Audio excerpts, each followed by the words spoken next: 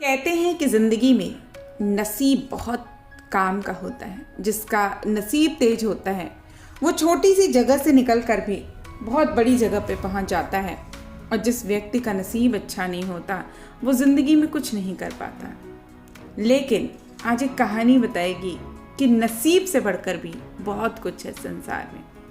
ये एक व्यक्ति के जीवन की घटना है। जब उसकी मृत्यु का समय नज़दीक आता है तो उस व्यक्ति ने अपने एकमात्र पुत्र धनपाल को बुलाकर कहा कि बेटे, मेरे पास धन संपत्ति नहीं है जिसे मैं तुम्हें विरासत में दे सकूं, लेकिन मैंने जीवन भर सच्चाई और ईमानदारी से काम किया है। तो जा, मैं तुझे आशीर्वाद देता हूँ कि तुम जीवन में बहुत सुखी रहोगे। इतना ही नहीं, यदि तुम धूल को भी हाथ लगा लोगे तो वो सोना बन जाएगी। अब बेटे ने भी कुछ नहीं कहा, सिर झुकाकर पिताजी के पैर छुए। पिता ने सिर पे हाथ रखकर आशीर्वाद दिया और संतोष से अपने प्राण त्याग दिए। अब घर का खर्च बेटे धनपाल को संभालना पड़ता था। अब उसने एक छोटी सी ठेला गाड़ी से अपना काम शुरू किया। कमाल की बात है, धीरे धीरे व्यापार बढ़ने लगा। एक छोटी सी दुकान ले ली, व्यापार और बढ़ा। अब नगर के संपन्न लोगों में उसकी गिनती होने लगी। उसको विश्वास था कि ये सब मेरे पिता के आशीर्वाद का ही फल है, क्योंकि उन्होंने जीवन में दुख उठाया लेकिन धैर्य नहीं छोड़ा, श्रद्धा नहीं छोड़ी, ईमानदारी नहीं छोड़ी। इसलिए उनके पिता की वाणी में बल था, और उसके पिता की वाणी का जो आशीर्वाद था वो फलीभूत हुआ। और यही वजह है कि आज मैं सुखी हूँ। और अक्सर वो ये बात अपने दोस्तों से कहता था। एक दिन उसके एक दोस्त ने पूछा कि तुम्हारे पिता में इतना बल था तो खुद क्यों नहीं अमीर हुए, खुद क्यों नहीं सुखी हुए? अगर ईमानदारी से इतना उनको धन मिल सकता था, या वो इतने भाग्यवान थे, या उनकी कही बात सच हो सकती थी, तो खुद क्यों नहीं पैसे वाले हुए, खुद क्यों नहीं सुखी रहे? तो उस व्यक्ति ने कहा कि मैं अपने पिता की ताकत की बात तो नहीं कर सकता हूँ, लेकिन मैं उनके आशीर्वाद की ताकत की बात कर रहा हूँ।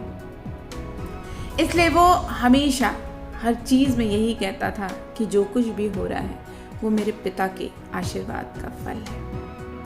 और वो यही कहता था कि मैं अपने पिता के आशीर्वाद के काबिल निकलूं, बस यही मेरी तमन्ना है। ऐसा करते हुए कई साल बीत गए। वह विदेशों में व्यापार करने लगा। जहां भी व्यापार करता उसे बड़ा लाभ होता।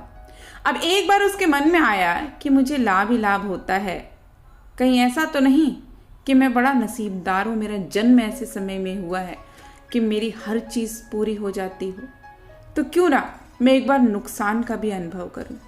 तो उसने अपने एक मित्र से पूछा कि मुझे ऐसा कोई व्यापार बताओ जिससे मुझे नुकसान हो जाए। अब उसके दोस्त को लगा कि इसको अपनी सफलता का घमंड और पैसों का घमंड आ गया है। अब इसका घमंड दूर करने के लिए मैं इसको ऐसा काम बताऊंगा कि इसको नुकसान ही नुकसान हो। तो उसने उससे कहा कि तुम भारत देश में लौंग खरीदो और जहाज में भरकर अफ्रीका के जंजीबार में जाकर बेच के आओ। अब धर्मपाल को ये बात ठीक लगी, क्योंकि जंजीबार जो देश है वो लौंग का देश है, और वहाँ से लौंग भारत में लाते हैं और यहाँ 10-12 गुना भाव पे बेचते हैं। अब भारत में खरीद कर यदि वो जंजीबार में बेचेगा तो साफ नुकसान सामने दिख रहा है। लेकिन धर्मपाल ने तय कर लिया कि मैं भारत में लौंग खरीद कर जंजीबार खुद लेकर जाऊंगा और देखूंगा कि मेरे पिता का आशीर्वाद क्या मेरा साथ वहाँ भी देता है। अब नुकसान का अनुभव लेने के लिए उसने भारत में लौंग खरीदे और जहाज में भरकर खुद लौंग के साथ जंजीबार द्वीप पहुंच गया। जंजीबार में सुल्तान का राज्य था। धर्मपाल जहाज से उतर के लंबे रेतीले रास्ते पे जाता है वहां के व्यापारियों से मिलने के लिए। सामने से सुल्तान जैसा व्यक्ति पैदल सिपाहियों के साथ उसे आता हुआ दिखाई देता है। उसने किसी से पूछा, ये कौन है? उसने कहा, ये यहाँ के सुल्तान है। सुल्तान ने उसको सामने देखकर उसका परिचय पूछा तो उसने बताया कि मैं भारत के गुजरात के खंभात का व्यापारी हूँ और यहाँ पे व्यापार करने आया हूँ। अब सुल्तान ने उसको व्यापारी समझकर उसका आदर किया और उससे बात करने लगा। धर्मपाल ने देखा कि सुल्तान के साथ सैकड़ों सिपाही हैं, परंतु उसके हाथ में तलवार बंदूक कुछ भी नहीं है। तो उसने आश्चर्य से पूछा तो सुल्तान ने कहा कि आपके पास इतने सैनिक सिपाही हैं लेकिन उनके हाथ में तलवार बंदूक कुछ भी नहीं है, क्यों? तो सुल्तान ने हंसकर कहा, बात यह है कि आज सवेरे मैं समुद्र तट पे घूमने आया था, तब मेरी उंगली में एक अंगूठी यहीं कहीं निकलकर गिर गई। अब रेत में अंगूठी कहाँ गिरी पता नहीं, इसलिए मैं इन सैनिकों को साथ लेकर आ गया कि ये रेत छानकर मेरी अंगूठी उसमें से तलाश करेंगे। तो धर्मपाल ने सुल्तान से पूछा कि क्या अंगूठी बहुत महंगी थी? तो सुल्तान ने कहा नहीं, उससे बहुत अधिक कीमत वाली अनगिनत अंगूठियां मेरे पास है, लेकिन वो अंगूठी मेरे एक गुरु हैं जो फकीर हैं और उनका आशीर्वाद है, और मैं मानता हूं कि मेरी सल्तनत इतनी मजबूत और सुखी उस फकीर के आशीर्वाद से है। इसलिए मेरे मन में उस अंगूठी का मूल्य सल्तनत से भी ज्यादा है। इतना कह के सुल्तान ने फिर पूछा, बोलो सेठ, इस बार आप क्या माल लेकर आए हो? तो धर्मपाल ने कहा कि लौंग। अब सुल्तान के आश्चर्य का ठिकाना नहीं रहा। ये तो लौंग का ही देश है सेठ, यहाँ लौंग बेचने आए हो? किसने आपको ऐसी सलाह दी? जरूर वो कोई आपका दुश्मन होगा। यहाँ तो एक पैसे में मुट्ठी भर लौंग मिलते हैं, यहाँ लौंग को कौन खरीदेगा? और तुम यहाँ क्या कमाओगे? धर्मपाल ने कहा, मैं भी तो यही देखने आया हूँ कि मुझे भी यहाँ मुनाफा होता है या नहीं। मेरे पिता के आशीर्वाद से आज तक मैंने जो भी काम किया उसमें मुनाफा ही मुनाफा हुआ, तो अब मैं देखना चाहता हूँ कि उनके आशीर्वाद का फल मुझे यहाँ मिलता है या नहीं। अब सुल्तान ने पूछा कि पिता का आशीर्वाद, अब इसका क्या मतलब हुआ?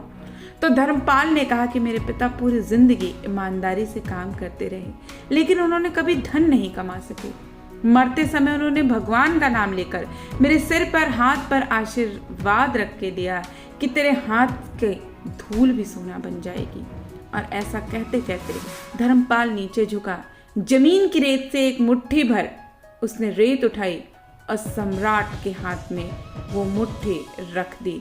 और कमाल की बात है कि रेत निकल जाती है और उस मुट्ठी में वो अंगूठी आ जाती है, जो कि सुल्तान की अंगूठी थी, जिसे सुल्तान बहुत समय से ढूंढ रहा था। अब धर्मपाल और सुल्तान दोनों के आश्चर्य का ठिकाना नहीं रहा, क्योंकि उनके हाथ में अब एक ऐसी हीरे से जड़ी अंगूठी थी जो सुल्तान की ही थी, जो गुम हो चुकी थी। अब उस अंगूठी को देखकर सुल्तान बड़ा प्रसन्न हो जाता है और कहता है कि निश्चित रूप से आपके पिता का आशीर्वाद आपके साथ है। और धर्मपाल ने कहा कि सुल्तान, ये मेरे पिता के साथ साथ फकीर का आशीर्वाद भी है, और ये सब कुछ जो कुछ भी आपके पास है वो आपके फकीर के आशीर्वाद की वजह से। अब सुल्तान भी खुश हो जाता है।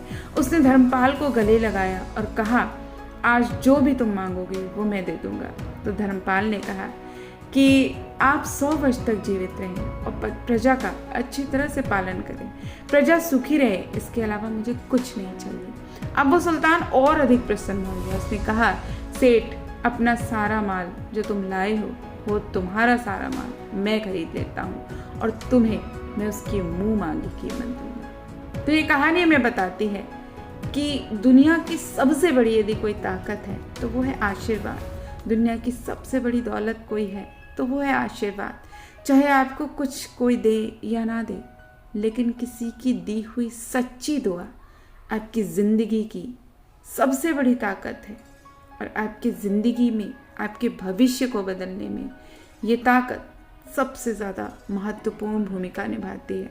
हो सकता है कि आपके ग्रह नक्षत्र खराब हो, लेकिन यदि आपने आशीर्वाद लेना शुरू कर दिया तो आपके बुरे ग्रह भी आपका बुरा नहीं कर सकते।